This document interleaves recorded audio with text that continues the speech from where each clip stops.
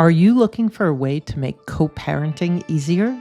Talking Parents can help you streamline your shared parenting responsibilities and minimize conflict by keeping all interactions organized and documented. With Talking Parents, you can stop worrying about the he said, she said, and focus on what matters most, your children. Download the app in the Apple or Google Play Store and start a 30-day free trial today. Welcome back to another episode of Karen Solos. Today I'm talking about holiday heartache and the 5 keys to surviving this holiday season when divorce feels inevitable. There's a tremendous amount of overwhelm any time of the year when you're thinking about, should I end or should I mend?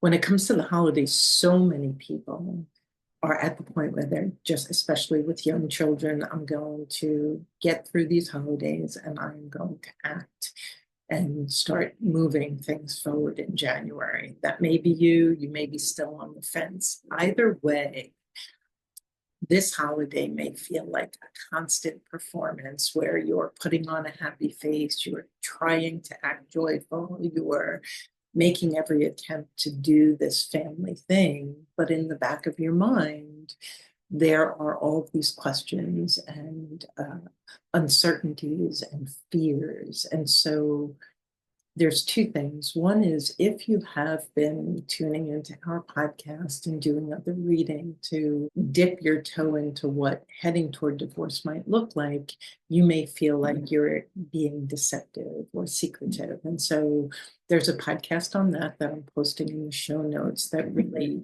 teases out what's going on there and how you can move forward feeling like you're in integrity, even if you're exploring these other options. The other thing about feeling like a constant performance is to begin to set boundaries and take care of yourself. And so as you enter the season, notice what you need.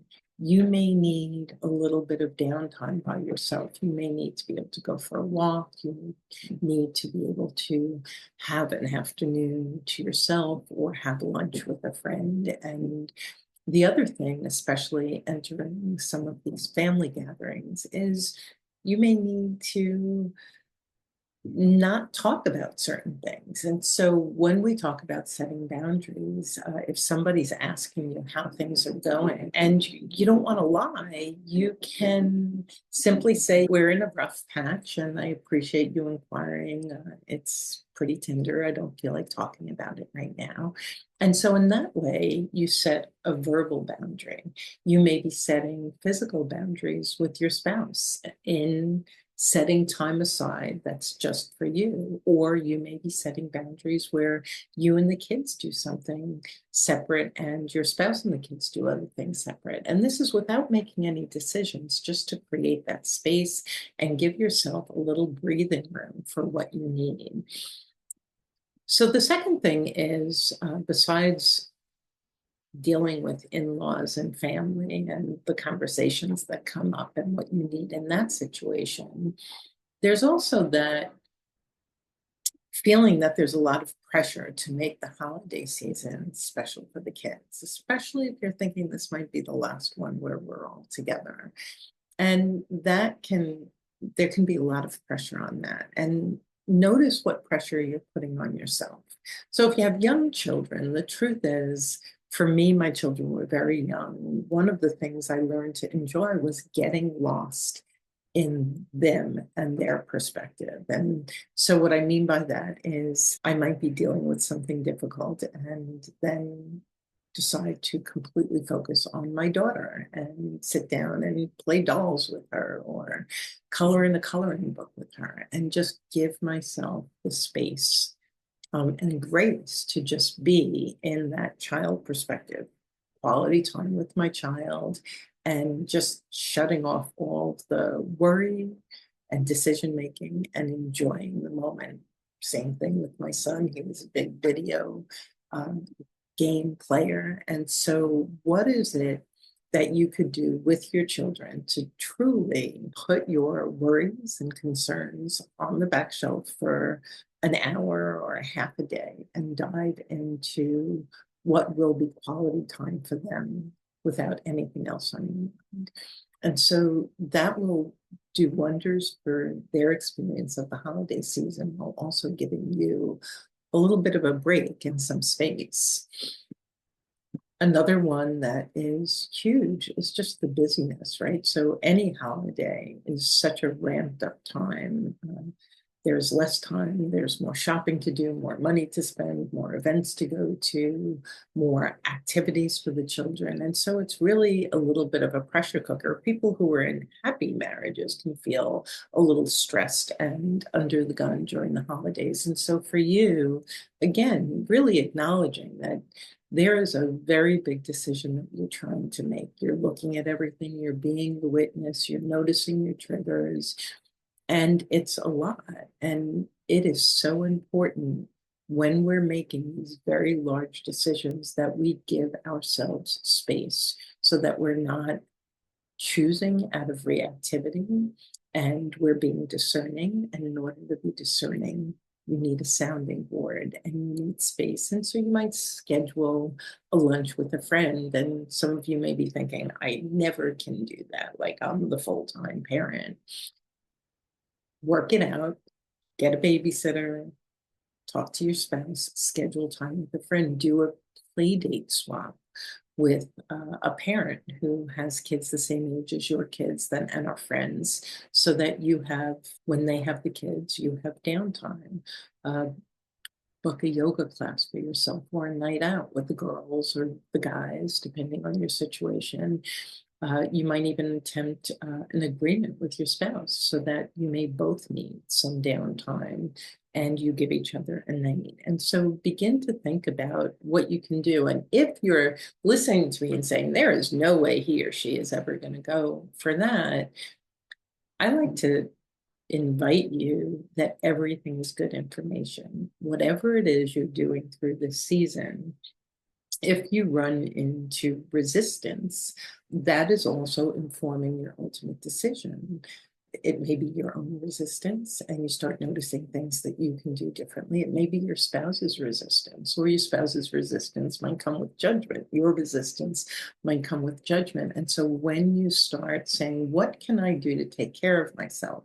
And then you immediately see all of these barriers and blocks to accomplishing that. What does that inform you of? What does that tell you?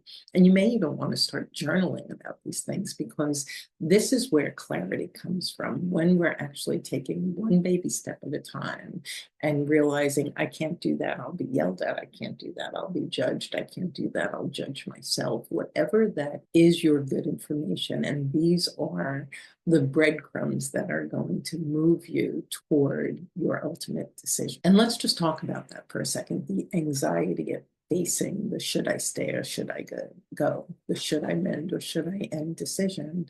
Deciding that is one of the biggest decisions we make. And so here you are entering the holidays. You've probably been thinking about it for a long time. And so one of the things I talk about, and you'll find this podcast in the show notes as well, is if you're on the fence, you can always choose to mend. And mending in a different way. You may have already tried marriage counseling a couple of times. You may have tried telling, controlling, begging your spouse. This is a different kind of mend. This mend is, I am going to commit to mending myself. I'm going to notice my behaviors, my fears, my reactivity, and I am going to start healing and refining myself. I am going to notice my part in the problems in my marriage, and I am going to begin to address them, not for him or her, for me. And as I address them, I am going to get healthier and clearer and better. And I promise you, as you do that, your decision will become clearer, because when we work on ourselves, I have seen one of two things happen. Sometimes it just pulls the marriage together. You start being honest, you start being a little bit more calm, less reactive, perhaps in the way you speak to your spouse. It's less about condemning or blaming and more about talking about keeping it in the eye and talking about your feelings and what you're going through. And in doing that, your spouse may do the same, become vulnerable.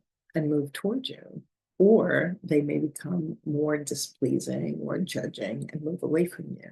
Either way, great information. And it takes away the pressure to mend or end because you make a decision for the next 4 weeks, for the next 6 weeks, 8 weeks. I am going to focus on myself. And finally, if you're doing that, or if you're simply managing through the holidays and you know that you want to look for and hire an attorney come January, then the main thing that you need through the holidays, with whatever time you have, is information, guidance, and support. And when you have these things, you will be able to think more clearly and make the very small decisions, just the little baby steps that you need to make right now without upending the entire apple cart. And so if that's the case, we have a link for our rapid relief call in the show notes as well. And you can book a rapid relief coaching session. It's a free session, and you will get clear on your greatest fear, or the thing that's keeping you stuck the most, or what you need to know, the piece of information that you're having a nightmare story about, and gathering what you need so that you can begin to move forward with a little bit more ease and a little bit more confidence. And so if that's you, or if in any of these situations you would really love to have a call and find out if coaching support is what's best for you, go to the show notes. It's rapidreliefcall.com. If you're driving, just remember that, rapidreliefcall.com. You can book a call, and we will help you have clarity, guidance, and begin to move forward in a way that feels comfortable for you. And so I'm going to be talking about the holidays on a regular basis going forward through the holidays. But grab these resources, book a call if that works for you, listen to some of the podcasts in the show notes. And I am wishing you ease and comfort through this season. It's a big one, and we are here to support you. I'll be talking to you again. Your kids may not be the only ones taking tests this year. SoberLink is the #1 alcohol monitoring device on the market for parents who need to prove their sobriety. Here's how it works. Your co-parent will test at scheduled times each day. Built-in facial recognition confirms their identity. Tamper sensors flag any attempts to cheat. And results get sent instantly to your phone, so you know your kids are with a sober parent, whether it's during school nights or weekends away. Set your family up for success this school year. Visit soberlink.com/JBD to learn more and get $50 off your device.